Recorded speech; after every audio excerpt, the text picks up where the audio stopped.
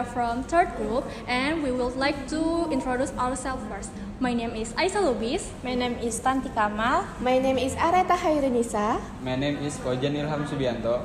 My name is Aska Zahra. My name is Sarah Frisia. And this is our video about the explanation of normal gate biomechanics material. Happy watching!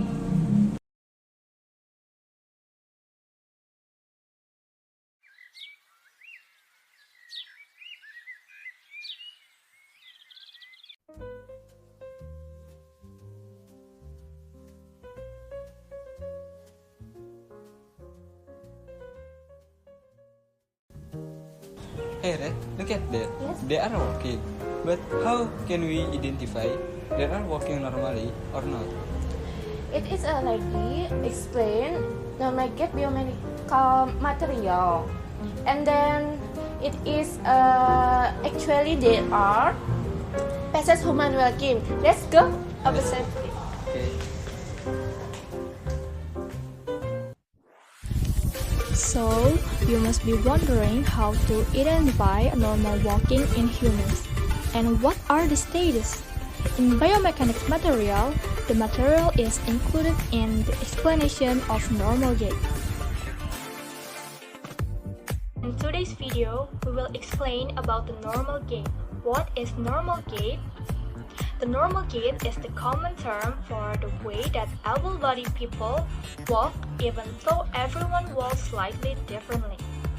As a PO or prosthetist and orthotist, we need to understand what is normal gait before we can observe the normal gait. Understanding normal gait helps us set up the best alignment in prosthesis and orthosis. And during walking, there are two phases in normal gait. There are stand phase, the topic we will discuss today, and swing phase. But in this video, we'll only talk about the stand phase. What is stand phase? The stand phase is the period of time when the foot under consideration is in contact with the floor. The stand phase occupies 60% of the total gait cycle. In classic terminology, the stand phase can be further divided into 5 stages.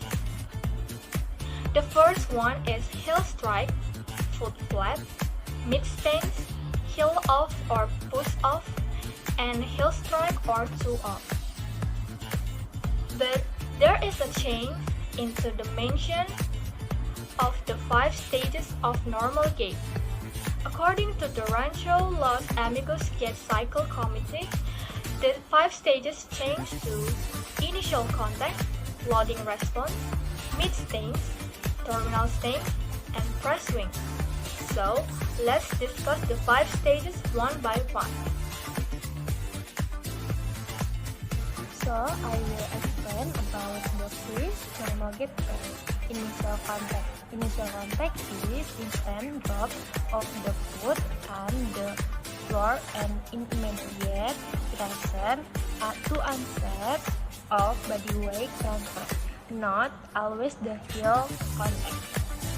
Initial contact GRF at the heel directed upward and slightly backward. Hip joint position at anterior, knee joint at anterior, and ankle joint at posterior. Muscle activity in initial contact. For hip, the maximum flexion of the hip is reached around the middle of the swing phase, after which it changes little until initial contact. The hamstrings are active during the later part of the swing phase. Include gluteus maximus begins to contract around the time of initial contact, and together these muscles start the extension of the hip, which will be complete around the time of opposite initial contact. For the knee is extended rapidly at the end of the swing phase, become more or less straight just before initial contact, and then starting to flex again. For the ankle and foot is generally close to its neutral position in plantar flexion or dorsiflexion at the time of initial contact. Since the tibia is sloping backwards, the foot slopes upwards and only the heel contacts the ground. The foot is usually slightly supinated at this time, and most people show a weird pattern on the lateral side of the heel of the shoe. Tibialis anterior is active through swing and in early stance. having maintained dorsiflexion during the swing phase and in preparation for the controlled movement into plantar flexion, which occurs following the initial contact. So the next is loading response. Loading response is first double stand period. It follows initial contact and continues until other limb is lifted for swing. Loading response, the GRF moves from the heel to the midfoot, directed upward and backward, where the hip joint at the anterior, knee joint at posterior, and ankle joint at posterior. Muscle activity in loading response. For hip, during loading response, the hip begins to extend through concentric contraction of the hip extensor, include gluteus maximus and hamstring. For the knee, from its nearly fully extended position at initial contact, the knee flexes during loading response, initiating the stand phase flexion. This is accompanied by eccentric contraction of the quadriceps to limit the speed and magnitude of flexion. For the ankle and foot, the loading response period of the gait cycle, also called the initial rocker, or heel pivot, involves plantar flexion at the ankle.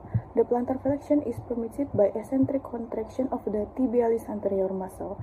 The movement into plantar flexion is accompanied by pronation of the foot and internal rotation of the tibia, there being an automatic coupling between pronation or supination of the foot and internal or external rotation of the tibia. The next mid-stand. Mid-stand is first half of seasonal level shift. It begins with other foot is lifted and continues until body weight is aligned over forefoot. Early and late mid-stand. Mid-stand, the GRF is in midfoot, primarily directed upward. The hip joint experiences a reaction force that must be counteracted by activating the muscles, especially the abductor and extensor of the pelvis, so that the pelvis is lower. The knee joint in posterior, ankle joint in anterior. The next is muscle activity in mid-stance or opposite to off. For the hip flexion angle is around 25 degrees at the time of opposite to off. The hip continues to extend by concentric contraction of the gluteus maximus and hamstring. For the knee, is continued to flex, reaching the peak of stand phase knee flexion early in mid-stance, after which it begins to extend again. The magnitude of stand phase flexion is very sensitive to walking speed. It disappears in a very slow walk. Quadricep contraction, or eccentric then concentric, permits the knee to act like a spring, preventing the vertical force from building up too rapidly. For the ankle and foot, as soon as the foot is flat on the ground, around opposite to off, the direction of ankle motion changes from plantar flexion to dorsiflexion. As the tibia moves over the now stationary foot, both foot pronation and internal tibial rotation reach peak around opposite to off and begin to reverse. These two motions are coupled. They always occur together, due in part to the geometry of the ankle and subtalar joints. Tibialis anterior ceases to contract, to be replaced by contraction of the triceps surae.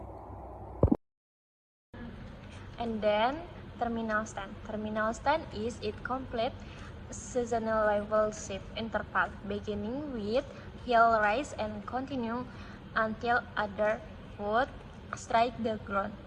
Body weight move ahead of foot throughout its pace.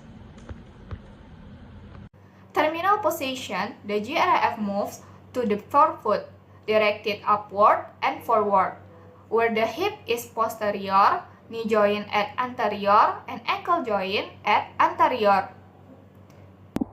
The next is muscle activity in terminal stance. For hip, during the mid-stance period, the hip continues extend, moving from a flexed attitude to extend one. Concentric contraction of gluteus maximus and the hamstring cases during this period, as hip extension is achieved by inertia and gravity. Throughout mid-stand and terminal stand, significant muscle activity about the hip joint takes place in the frontal plane.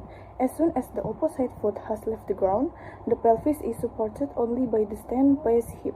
It is permitted to dip down slightly on the side of the swinging leg, but its position is maintained by contraction of the hip abductors, especially gluteus medius and tensor fascia latae. For the knee, during the mid-stance, the knee reaches its peak of stance space flexion and starts to extend again. Initially through concentric contraction of the quadriceps, the peak generally occurs between 1500 and 20% of the gait cycle. Its magnitude is variable, both from the individual to another and with the speed of walking, but is commonly between 10 degree and 20 degree. For the ankle and foot, the mid-stand rocker, also called the second rocker or ankle rocker, occurs during mid-stand and terminal stand. It is characterized by forward rotation of the tibia about the ankle joint. As the foot remains flat on the floor, the ankle angles changing from the plantar flexion to dorsiflexion, with the triceps surae contracting eccentrically. The actual angles vary with the method of measurement. External rotation of the tibia and coupled supination of the occur during mid-stand and terminal stand. The ground reaction force vector moves forward along the foot from the time of foot flat onwards, moving into the forefoot prior to heel rise. The movement of the foot into supination peaks in mid-stance and then begins to reverse toward pronation. The last one is the press swing. Press swing is second double stand period. It begins with initial contact of opposite limb and ends with ipsilateral to off. Y is released and transferred to other side, referred to as push off. Press swing GRF on the toes, directed upward and forward, where the hip joint is posterior, knee joint at posterior, and ankle joint at anterior. And the last is muscle activity in press swing or heel rise. For the hip, at the heel rise and into terminal stand, the hip continues to extend. Peak hip extension is reached around the time of opposite initial contact. The activity of the hip abductor in the frontal plane is still required to stabilize the pelvis, although this activity ceases prior to initial contact by the other foot. For the knee, has an extension peak close to the time of heel rise. Around this time, active ankle plantar flexion breaks the ground reaction force forward, moving it into the forefoot and in front of the knee joint. This attempt to the knee, an effect known as the plantar flexion or knee extension couple, which becomes very important in some pathological gaits. Contraction of the gastrocnemius. The action of the soleus as far as the ankle joint is concerned, but it also acts as the flexor of the knee, preventing hyperextension and subsequently initiating the knee flexion. And the last, in the ankle and foot, the peak of ankle dorsiflexion is reached sometime after heel rise. Triceps surae initially maintains the ankle angle as the knee begins to flex, with movement into plantar flexion only beginning late in terminal stand. The tibia becomes increasingly externally rotated and the foot becomes increasingly supinated, the two being linked through couple motion at the subtalar joint. As the heel rises, the toes remains flat on the ground and the extension occurs the metatarsophalangeal joints along an oblique line across the foot, known as the metatarsal break or toe break, from the time that the heel rises, hind foot inversion or adduction or varus angulation is seen.